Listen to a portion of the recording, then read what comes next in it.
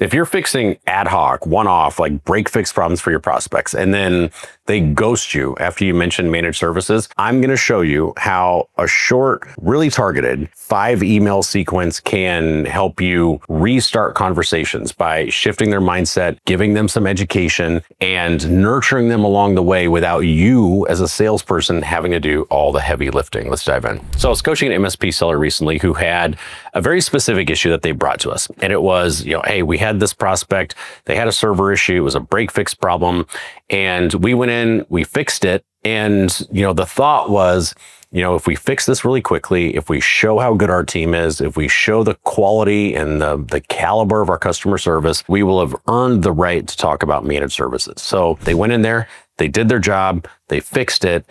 And then when they started to talk about managed services, crickets. They got ghosted immediately afterwards, which was really confusing to them because the prospect was super grateful. The initial emails were like, hey, this is awesome.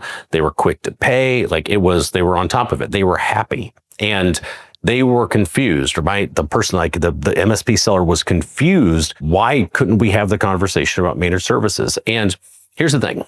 After you fix something, it's really important to realize, first of all, just the psychology that goes into that. They no longer feel any pain. Right? They feel relief. Now, as an MSP person, as an IT person, as a tech person, that pain is temporary. Well, shit, if you're just being reactive, it's just a matter of time before you call us back with something else. That it's temporary. They don't. So what they have is full on relief. They're thinking, hey, this is awesome. And by the way, really grateful to you for fixing it. Now, what I'm not going to tell you is don't do this. I'm not going to tell you fixing break fix is a bad idea to move people or migrate people or transition them into managed services. The last thing you want to do is have somebody call in with an IT problem, which means IT is important. It's critical. They're making some investment in it, right? There's some infrastructure, something going on, and you have a live person on a phone with a problem, with a pain. The last thing you want to do is say, go talk to another IT provider, right? Go talk to somebody else. And let's hope that they don't have a process or system in place to migrate you or sell you into managed services more effective than us, right? So you don't necessarily want to do that. Taking the break fix problem is not the problem. It's what you do after you've solved that problem. The reality is I've talked to hundreds of MSP sellers, and most people will follow up once. They'll follow up twice. Was just following up here. We fixed the server. We did, whatever it was, XYZ. Wanted to have a conversation about how to prevent this in the future. Could we chat this time? Could we, do an assessment? Could we do this? Could we do that? They follow up once or twice and they don't get a response. And so they move on. And they move on because they know, hey, this person is qualified, as a prospect, they're qualified. It's a business that we could help. Maybe they're in our industry, or they're the size of company that we work with, or they're in our geography. So technically they're qualified, but they're not ready to buy, right? So there's no real intent in terms of managed services at the moment. So they do one follow-up, do 2 follow-ups after they have fixed the problem. They stop following up because as a seller, you don't want to be annoying, right? The last thing you want to do, you're listen, this person doesn't understand managed services. They don't understand what we do. They don't get the value. They're not going to appreciate the investment level. They're not going to appreciate the price. And it's not worth my time as a seller to keep trying to follow up and keep badgering these people and keep annoying them. There's too big of a gap between where they are today and where they need to be for me as a seller to really pursue this. So after 1 or 2 attempts, I'm gonna leave that and I'm gonna let it go. With this pool of prospects, you kind of have 2 options. One is you can say, we're just gonna let it go, right? We only deal with high intent buyers. If the opportunity, not the prospect, but the opportunity is not qualified, meaning good company, we could service them, but there's no intent. So there's no actual opportunity. There's no actual deal. We're not interested in that, right? So we're just going to kick the can on that. That's option 1. Option 2 is you build a system that helps nurture them, that helps move them from where they are, the gap, right? That helps move them from where they are to where you want them to be. And most MSPs do option one by default. And it's because they don't have a system in place, right? So they make that follow-up, they make the second follow-up, and they say, too much effort. Like it's not, the juice isn't worth the squeeze on this, I'm moving on. So by default, you're choosing number one. Smart MSPs are choosing number two. And that's exactly what I advise them to do. Now, the system isn't rocket science here. Like the system is a 5 email sequence, and you can make it 7, you can make it 6. Like 5 is just like a sweet spot for me where I feel like I have enough space to like make a case, to make a strong argument, to get a couple different angles like in that argument, so that I can help educate somebody on the process and move them from here to there. You can make it more emails, you can make it fewer emails, completely up to you. I pick 5. Like it's a good, solid, sweet spot for me. And, I say, after 5, 6, 7 emails, probably you're just like, hammering somebody. So, take 5 emails, right? And in this specific instance, what you can do on a break fix client is create a specific sequence in your CRM and create 5 emails. The first email is something like a case study. The case study that I would share first is something around a customer or a business who didn't think they needed an MSP, right? Like, so if you can capture some testimonials or some of their own verbiage or some of their own wording, perfect. If not, you can, paraphrase where they were at with things, and you highlight how this particular company didn't think they needed an MSP. They weren't big enough, or they weren't going to be a target, or they didn't manage enough money, or whatever vertical you're in. Like you can fill in the blanks. But the purpose of this case study is to highlight this is a company that didn't think they needed an MSP, and then they discovered all of these vulnerabilities that they didn't know they have. They learned about the exposure. They learned about the costs that are associated if you get hacked, if you're the victim of a phishing scam, if somebody interrupts the invoicing system, if you're in construction. Like there's all sorts of things that you can highlight here. And you're basically demonstrating company didn't think they needed an MSP, learned about their vulnerabilities, made the switch, and this is where they are now, and this is how things are running, right? So that's email number 1. Email number 2 is something around the chaos factor, right? Like break fix is very reactive. It's like kind of like a hair on fire mentality. In fact, they should know this because they just came to you with a specific issue, with a relevant issue just like this. So it's reactive, results in a lot of firefighting, results in a lot of frustration from employees, results in lost productivity, results in, client issues, results in like all of the things that are associated with a reactive culture and a reactive environment, and tying that back to the business impact, right? So it's demonstrating, it's educating, hey, reactive IT actually has a huge impact on your business.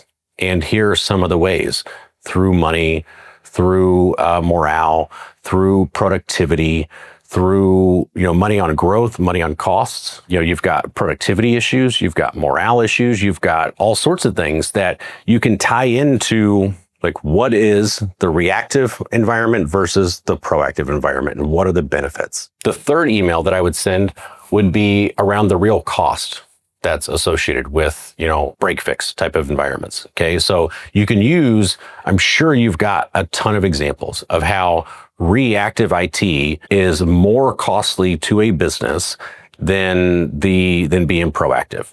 Because, and this, you know that one of the biggest issues that people have when they go from break fix to managed services is this feels more expensive. Can you demonstrate in an email how it's not? Like the hidden cost of a reactive IT environment, right? Like what's the cost of, of an outage? What's the cost of, server going down? What's the cost of, anything like that? What's the cost of one of your employees having access to your stuff and then taking your stuff? I was a CEO of a company that had an employee that we terminated that had access to stuff. Now, this is years ago before I knew about IT, so forgive me now. A lot of stuff was tied to his personal Gmail. We had one of our corporate dashboards that was tied to it, and he came in, he wiped out our corporate dashboard. Like wiped it out. It was on his personal Google email.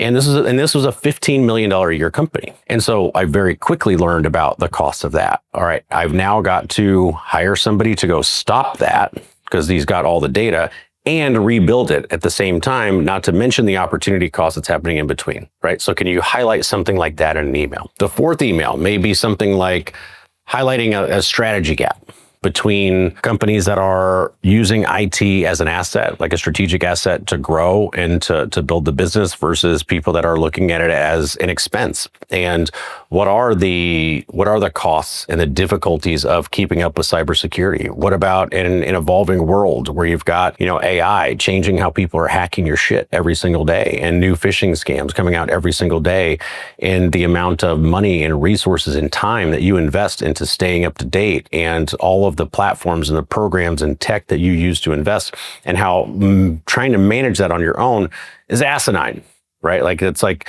can you create some messaging around the strategy gap between a company that's doing it this way versus a company that's doing it this way, right? Like, one is almost risk by design, and one is, being proactive and, having the strong infrastructure and everything. And then, maybe email number 5 is something like a disaster story. It's the flip side of the first case study. It's somebody who, originally said, we don't need MSP stuff, right? And I actually like this one for the 5th email on purpose. Said, we don't need, managed services. We got this. And then they came back, right? Because they said, we got this. And it turned out they didn't. Right? Like, something happened. It was a breach. It was ransomware. It was, a server going out. It was a critical client issue. It was something that came back, bit them in the ass. And they said, like, all right, gotcha. Like, we're back. Like, can you share that case study? And the reason I like that one is 5th, by the way, is because if you've gone through 1, which is kind of like the more positive story, and you've gone through 2 and 3 and 4, and you're still not there, then, something that's like the disaster story, it's not fear mongering, by the way, when it's real. Like, if it's real, it's not fear mongering, it's responsible. Like, it's education. It's telling people this is the reality that is out there today. So can you share a story where somebody, originally said, came back and, and then, said, okay, we're ready to go, and where they are today. Now, when you send these emails, what you're not doing is you're not pitching. Like, you're not saying, hey, like, here's specifically why I'm making this case. By the way, book a call so you can buy our shit. What you're doing is you're trying to make this email valuable and educational in and of itself. The way that I actually frame this for a lot of our clients is, can you write an email that's shareable, right? Like, can you write an email that's so good that when somebody reads it, they go, huh, my buddy Joe and Jane should see this too. Here, let me forward it to a couple people. Like, can you write an email that is so valuable on its own that it's worth consuming, and they get some degree of insight? And by the way, that also positions you better, positions you as a stronger expert. Your status goes up for a whole lot of reasons, but you're also making deposits instead of making withdrawals. Now, it doesn't mean don't have something in the email that says, if you want to talk to us, here, like, don't make it difficult to talk to you, but don't make it a sales email. Like, it is an educational email that is designed to say, I am teaching you this. I am sharing this with you as an insight. And if you come to the conclusion that you would like to reach out, then, somewhere on the email, make it super, super easy, frictionless, but don't make that the purpose of the email. Make the email something that I would want to forward to my friend. Now, in this case, with the person that we were coaching, we installed that sequence. Now, it was like a week and a half too late. Like, I like to get these things faster, but it was like a week and a half too late. But we installed the email. We said, let's write this thing out. Let's knock it out, and let's put it into a sequence. Let's send it out about once a week is what we did. You can do once a week, once every other week. I'm not a huge fan of, like, if you're gonna fire them, like, sending them every other day, because that just screams, I'm trying to sell you, I'm trying to close you, instead of I'm trying to educate you, I'm trying to nurture you. You want to remember the goal is they're here, you're trying to get them here, right? Like, and you don't have to necessarily accelerate it. Like, email's doing the work. You're going to push a button in your CRM and it's going to go. So what is the most effective way to get them there? Okay. So we sent it. 4 weeks later, he gets a call. It says, hey, we're curious. You mentioned in one of the emails that you do security assessments. How much are those? Now we have an opportunity. We have taken a prospect who's qualified and turned it into an opportunity that is qualified. And the best part is they showed up with higher intent. They showed up with better education, better understanding, better knowledge, And they showed up thinking that he and they as a company had more credibility because they aren't just now in the market. They're in the market because of them, right? Like they had the opportunity to educate them and bring them there, which improves their credibility and improves their status and dramatically improves the likelihood of them closing that deal. Now, here's the thing, like this is a 5 email sequence and it's not a magic wand. It's not going to work on everybody, right? Like you're going to have this break fix issue. You're going to create a sequence. When they leave, when they don't, respond to your first or second reach out, then you're going to trigger the sequence. The sequence is going to go to work. At the end of the sequence, you should have a task that says, call this person back, right? Like after that 5th email goes out, after, 2-3 days, you should have a task that's automatically generated that says, call this person. And you should call them and you should say, hey, how's that server going? And by the way, anything else that we can look at to ensure that doesn't happen again and be more proactive about this. Maybe we have a free assessment, something like, and make your offer, right? It's not going to work on everybody. It will work on a percentage of people though.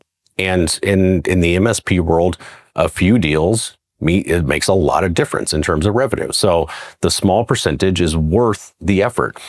The kicker though is this works on a lot of things. People think that content is just a top of funnel machine, right? Like that we're supposed to publish content on social to get more leads. We're supposed to publish content to drive more demand. And that's a great use of content, right? Like we use it for that purpose. It's like, and it works really well. But content is actually arguably more valuable in the middle and the bottom of the funnel than it is at top of the funnel because it can be more targeted. It hits harder. The receptivity tends to be higher. The open rates tend to be higher. And because just a little bit about them, right? In this situation, what's keeping them from getting here. So you can create the messaging that's very targeted to do exactly that. And you can do this with anything, any issue that is recurring in your business in the sales process. If you run into price objections, price resistance frequently, well, do you have a sequence that's set up to trigger in the background that helps people understand why cheaper is not better, right? So that after they tell you no, that you've got information, you've got targeted content that's designed to help them understand why cheaper is not better. Like, do you get ghosted after discovery? Do you get whatever it is? Like you can sit down and name your top 3 to 5 issues and say, hey, what would happen if we created a simple sequence for each one of these things? And every time the seller ran into it, did their part, did everything that they could, just said, let's give it a shot, right? Let's push the button. Let's let content do some of the work. And then let's give them a ring after they've had a chance to do that. This is the exact same strategy that people are using in our SDR accelerator, our fractional management program, to 5x the results of everyone else. We dug in, we said, hey, what's going on? What are you doing? They said, oh, well, every time the SDR has a disposition, it triggers a certain thing. The SDR is required to say which disposition it is. They're not ready right now. They have a current provider. They don't need IT. They don't, whatever that is. And it triggers a very specific sequence that then goes through. Now theirs was a little bit longer. It's 3 months.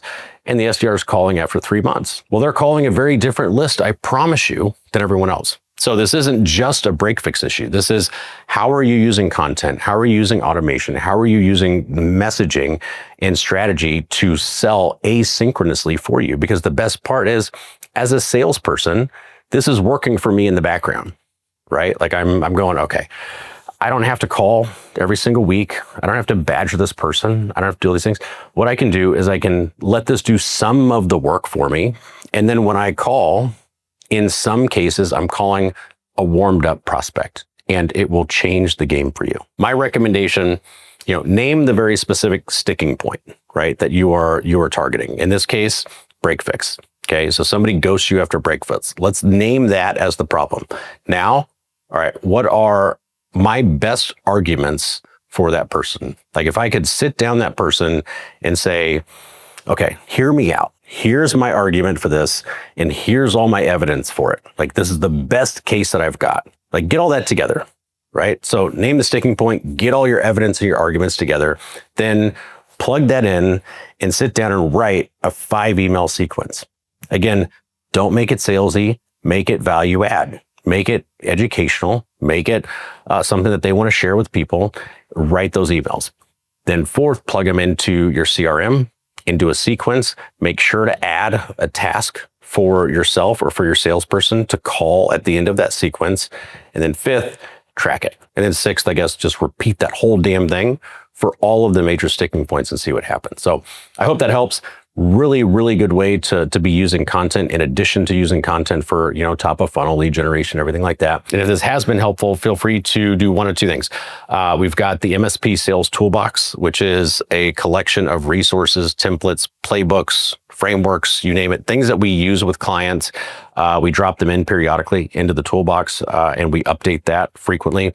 You can have access to that for life for free. That is at mspsalestoolbox.com. The link's below as well. And then you can also join my weekly newsletter on email. The link for that is in the description, where we share more sales advice, sales tips, things like that. So I will see you in the next video. Thanks for watching. Adios.